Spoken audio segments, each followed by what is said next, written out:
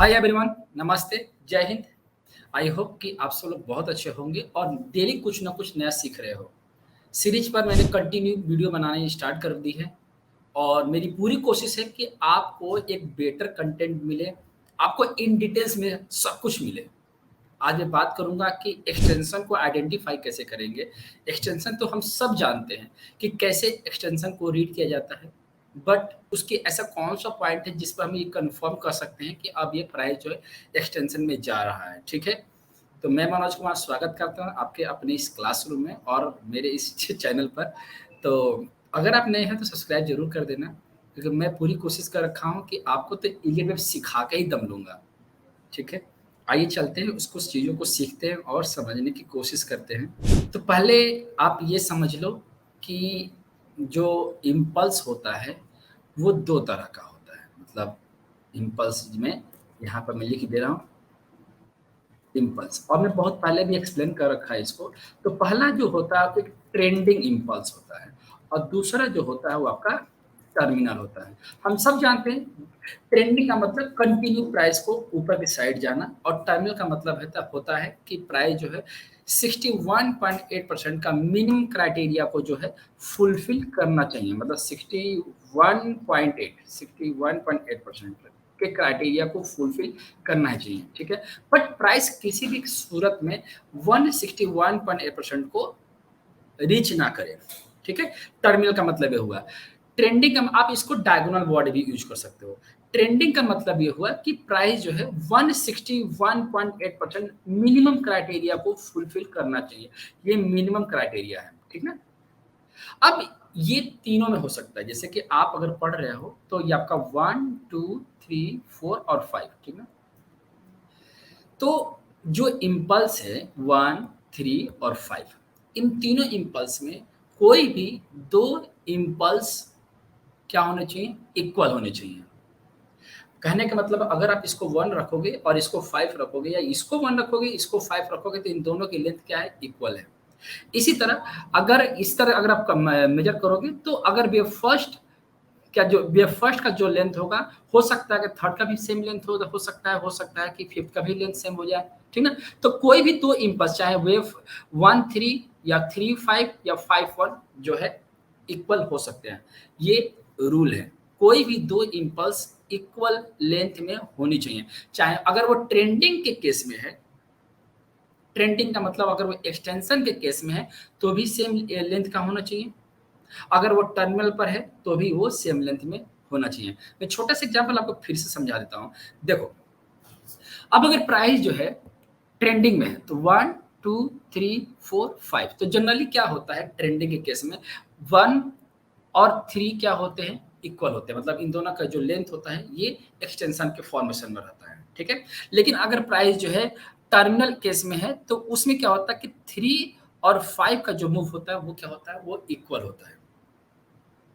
Terminal case में maximum time 3 और 5 equal होते हैं, लेकिन ट्रेंडिंग के केस में एक केस और बढ़ जाता है। एक केस और बढ़ जाता है कि 3 और 5 भी क्या हो सकते हैं, लेंथ वाइज लंबे हो सकते हैं। मतलब लेंथ वाइज जो है वो इक्वल हो सकते हैं। इन्हीं कॉन्सेप्ट को बोला जाता है इक्वालिटी।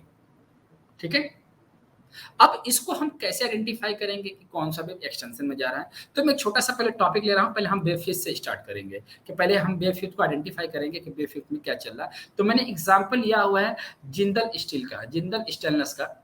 मैंने एग्जाम्पल लिया है जिंदल स्टेनलेस का। आप देखोगे तो इसको मैंने डेली के टाइम फ्रेम पर अप्लाई कर रखा है।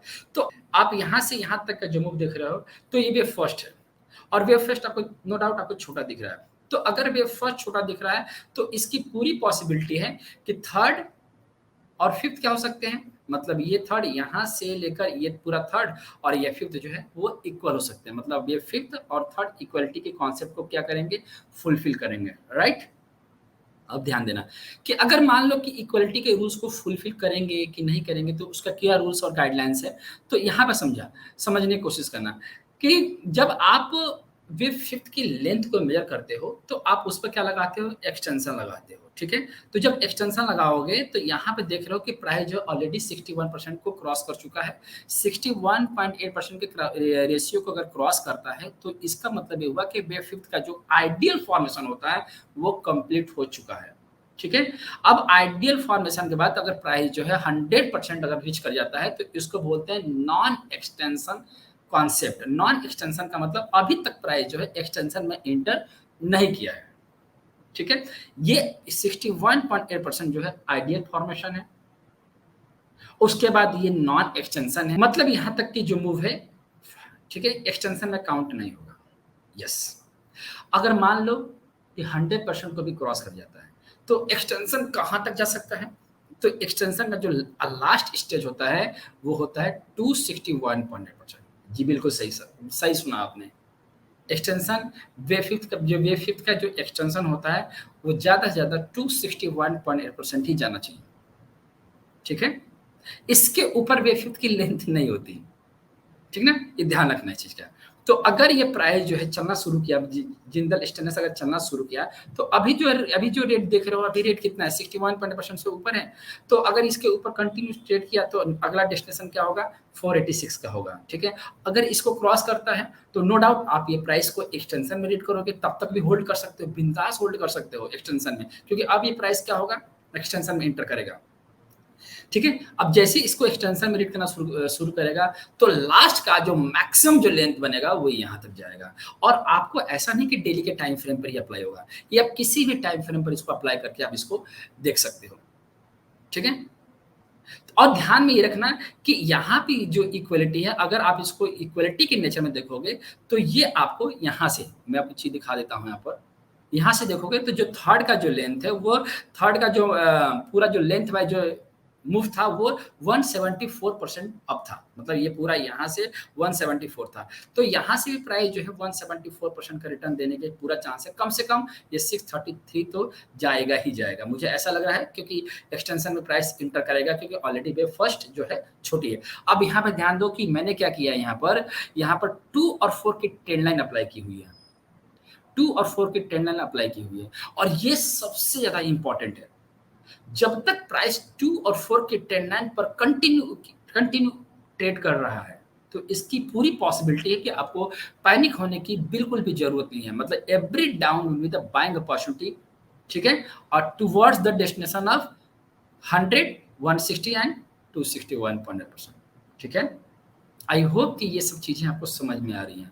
तो आज मैंने आपको कवर करके बताया कि वेव फिफ्थ जो 2 तरह के होते हैं, एक एक्सटेंशन का होता है, एक नॉन एक्सटेंशन होता है। एक्सटेंशन में प्राइस जो है 261% तक मैक्सिमम जा सकती है, ठीक है। तो कंक्लूजन ये निकला कि आपको ये वीडियो समझ में आ गई है, और अपना प्यार और आशीर्वाद हमें ज़रूर दीजिएगा। प्लीज़ कमेंट ज़रूर किया करें, मेरा भी थोड़ा मोटिवेशन बढ़ेगा, और लाइक ज़रूर किया करें, ठीक है। मिलते हैं अगले वीडियो में, अपना ख्याल रखिएगा। जय हिंद, नमस्ते।